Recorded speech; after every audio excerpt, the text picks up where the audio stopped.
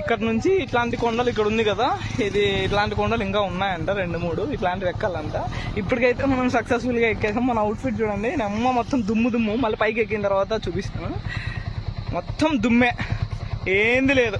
మా వాడు చెప్తుంటే ఏమో అనుకున్నా కానీ కొండ పైకి ఎక్కిన తర్వాత అసలు చాలా ఘోరంగా ఉంది. కింద గ్రౌండ్ క్లియరెన్స్ తక్కువ ఉన్న బండ్లు కింద తగిలితే ఏడ ఊసొస్తుందో అని అసలు గుండెకాయ చేతిలో పెట్టి రైడ్ చేసినట్టుంది. అసలు చాలా అంటే చాలా ఘోరంగా ఉన్నాయన్నమాట. ఆ రోడ్లోకి బండి పోతే నాశనం.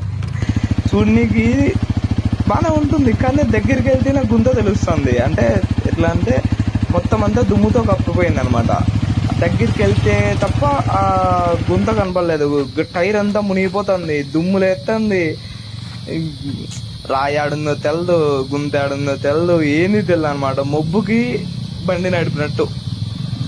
అది అక్కడికి బండి అసలు అంటే రోడ్లో కాకుండా పక్కన సైడ్లకు ఉంటుంది కదా, పైన కూడా కార్నర్లకి ఎక్కిస్తూ డ్రైవ్ చేసాం అనమాట. అయినా అయితలేదు, కింద ఆడ రాయి వచ్చి తగులుతుందో మా ఘోరం అసలు. ఇక్కడ చూస్తున్నారు కదా, ఆడైతే ఇంకా ఘోరం. ఆ చిన్న ప్లేస్లో ఎక్కితే తప్ప అది జరగదు, లేకపోతే కింద అంతా లేసి వచ్చు అనమాట.